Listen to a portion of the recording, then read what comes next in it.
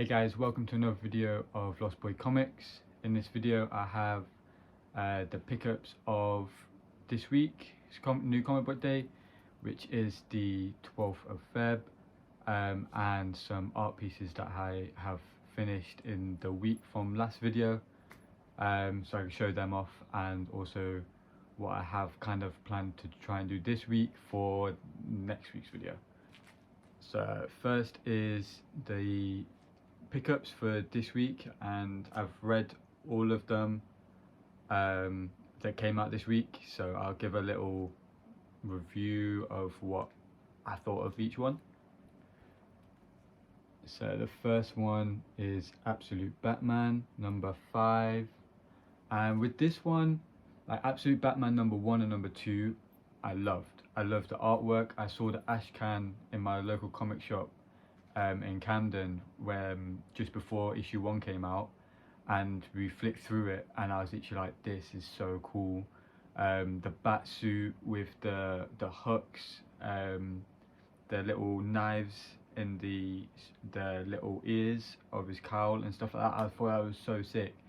And as soon as it came out, grabbed issue 1. I think I got 2 copies. I got the cover A, and then I also went and got I think it was like cover B or something, one of the variants of issue 1, and then issue 2, and then it got to issue 3, and I feel like it kind of, the action in it, it was so high action 1 and 2 that when it get to number 3 it kind of just dropped down a little bit, and then they went to issue 4, which was the kind of a backstory of Batman in this universe, and I feel like that just took me away from the actual story, and especially when it was meant to be 5 issues. I know issue 1 did so well, they're on like the 4th print of issue 1. It's still one of the bigger ones that everyone's picking up every week, so they got that go ahead to do more than the limited series. But then I wonder if that kind of made them drag it out a little bit longer, because that issue didn't, for a 5-issue miniseries, a backstory of Batman, I didn't think we really needed it when the story is still happening, and then you've only got supposedly 1 issue to close it off, which makes it seem like there's an introduction of this big villain that's terrorizing Gotham, killing loads of people. The 2nd issue, you've got the a little bit more fighting, and then you had Alfred come in and help, and then the 3rd issue was just them getting the information to have a meeting with the person. 4th issue, backstory, and then 5th issue, they're meeting with the guy. So this one, I thought it kind of brought back some of the action. I did think it was going to end in this issue, this arc, and then start the next arc.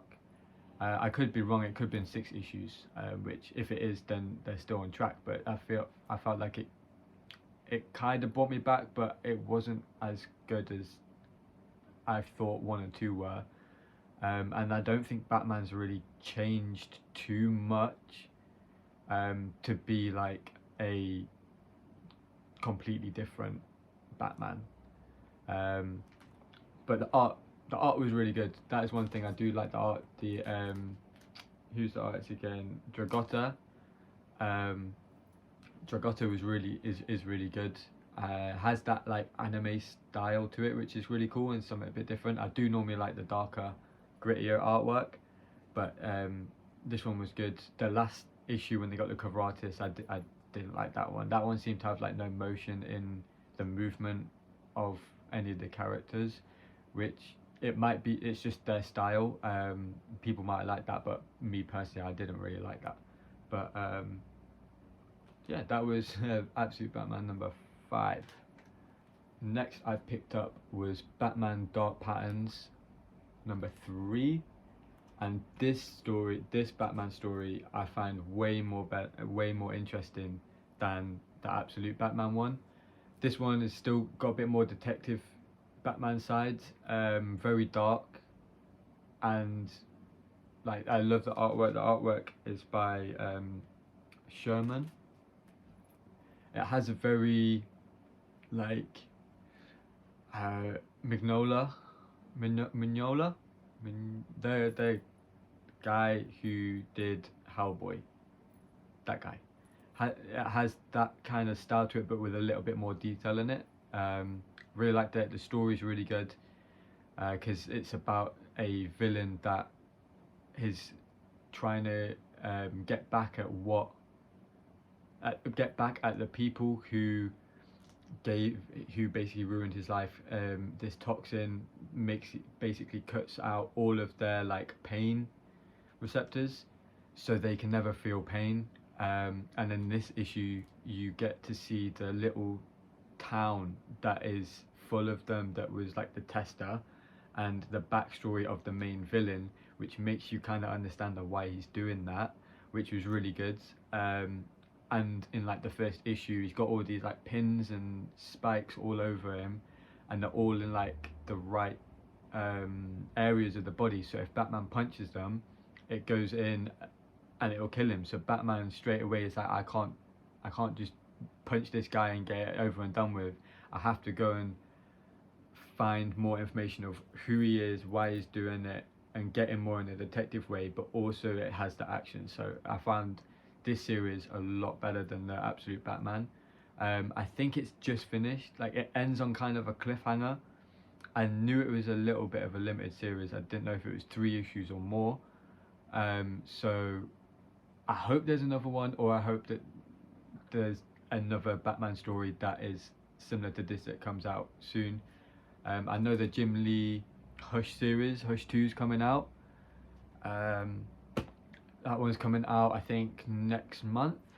That one I'm going to grab just because it's Jim Lee on Batman. I haven't read Hush. I keep trying to... I need to go and get Hush and read Hush. I'll probably just read it online. Ready for the Hush 2. But I've heard mixed things. I've heard mainly good things, but I've also heard bad things. And then next one is Ice Cream Man issue 43.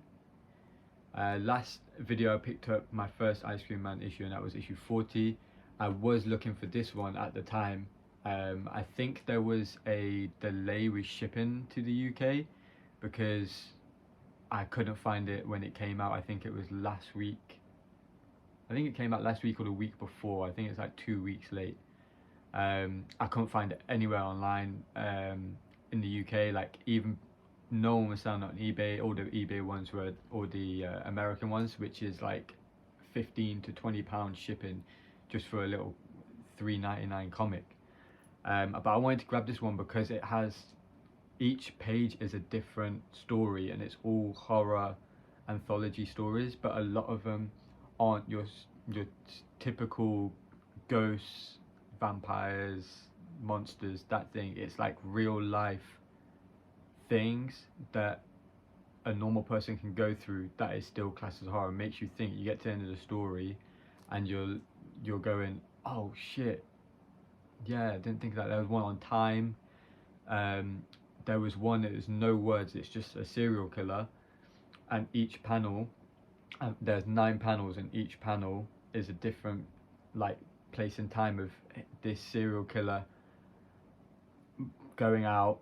The cops are there, they spotted him, he goes into a house, there's a guy reading a book that is it says real time suspense or something like that. He's looking at the panels that are happening to him. I thought that was really good. It gave me Halloween vibes, like the first one where you've just got the back and like shoulder of the main guy. No words. It kind of makes you look at the art a bit more and go real into the story because nothing's taking you out. You're like just watching it. There was one on hell freezing over. That was quite good. Just how like, oh, now hell's frozen over, there's so much stuff in the world that's happened because everyone was waiting for that. And then for the new pickup day, I did grab the Eddie Brock Carnage #1 sketch cover. I just got it because I wanted to do a sketch cover on it. I've got an idea of maybe a Spider-Man 300 or like 301 homage with Carnage, and then you have the circle going round. I think I might add like the red symbiote going round, or like skulls or something, and make it quite dark and gothic. I think that would be quite a fun one to do on this. And also a lot of my work's black and white, so I want to try and add some like colour, some red into it. I think that'd be really cool, so I just grabbed that one as well. And then going through the back issues, I did see this one right here. It is Infinity Inc. number 13. This one I got cheap. It was £3. The story I'm not really interested in, but I'm a big Todd McFarlane fan. For Christmas I got a book, and it has all of his art from school all the way up to doing like the Spawn films and stuff. So this has a pin-up right at the end, kind of teasing the next issue, which is Todd McFarlane's cover, and when he joined the team to do I think it was like 2 or 3 issues in the end, but at the start they were just using him as a guest artist for like 2 issues.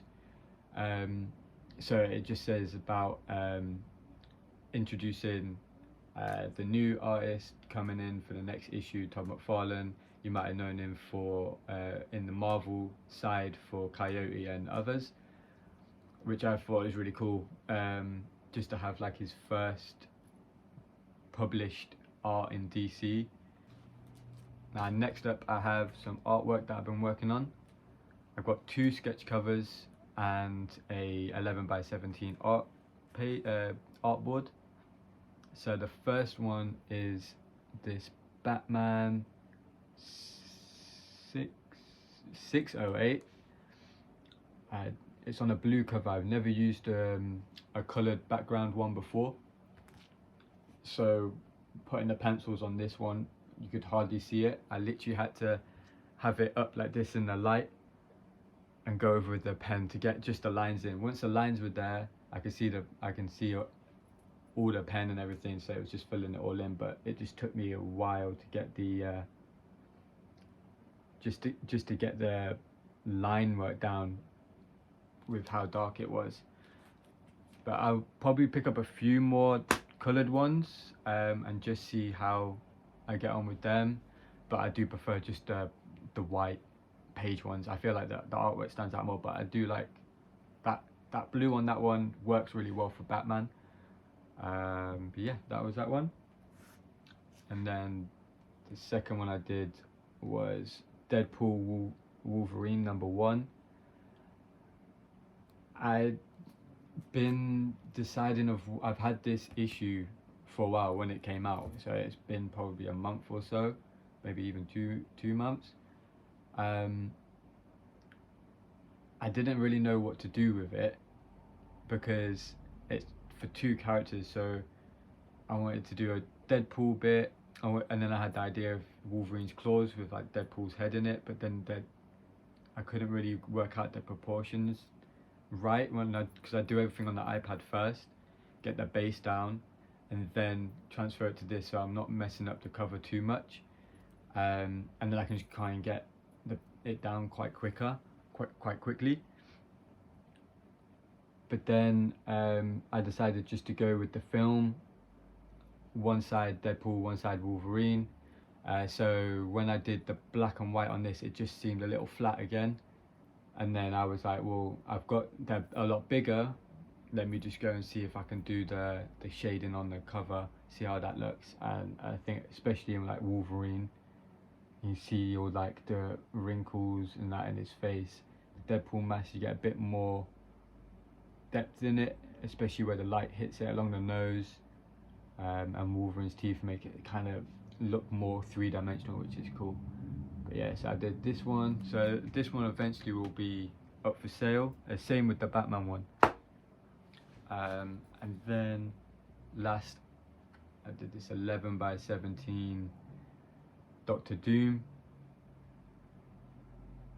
looking menacing. It's got the hood up with the shadows. The face was quite hard to do with all the different shadows. I tried to make it look as much like metallic shine, that chrome shine as I could.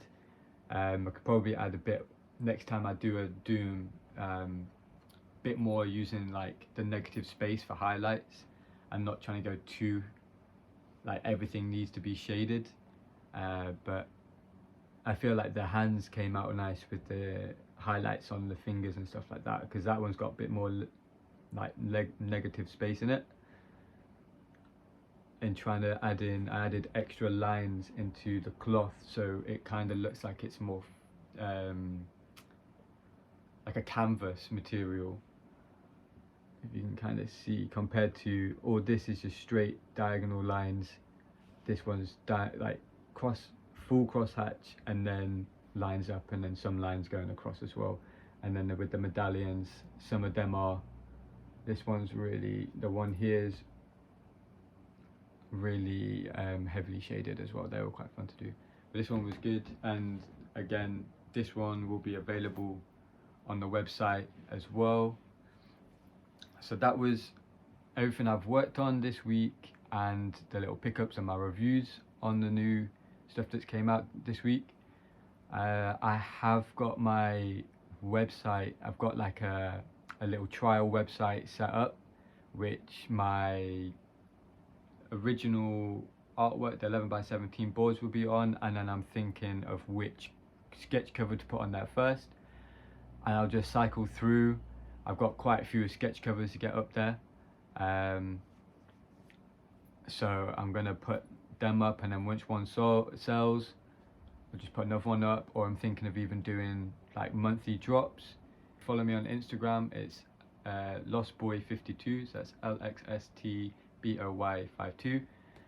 If you follow me on there, I post all my art before I post it on here anyway, so you get to see early ones, but also you'll get to see when I put them live and everything like that. I do ship worldwide, but I think that's the main bits. So if you liked any of the artwork, if you disagree with me with the Absolute Batman stuff, or if there was a new one, I know a new comic that came out this week. I know the new Doom one came out, which I was tempted, but I feel like the price for me, when I was picking up the other stuff, the price for me was a little too high for something that I'm not fully wanting to read. When it goes on to Marvel Unlimited, I know I'll give it a read. But if it's apparently really good, like Ultimate Spider-Man, the Ultimates and all that, I'll probably go back and grab it. But yeah, so let me know what you think about the pickups, what you picked up this week. Just let it know in the comments, and I'll reply to everyone. And remember to like if you like the video, and subscribe because it helps me out. Only do it if you like the content. But yeah, peace.